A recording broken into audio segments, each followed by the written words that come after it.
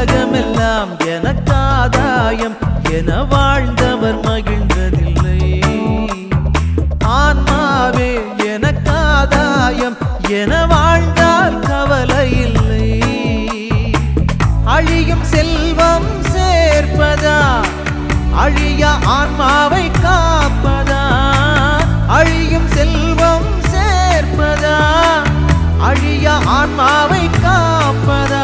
இந்த கேள்விக்கு பதிலாய் வாழ்ந்தவர் யார்? அவரே புனித சவேரியார். உலகமெல்லாம் எனக்காதாயம் என வாழ்ந்தவர் மகிழ்ந்ததில்லை.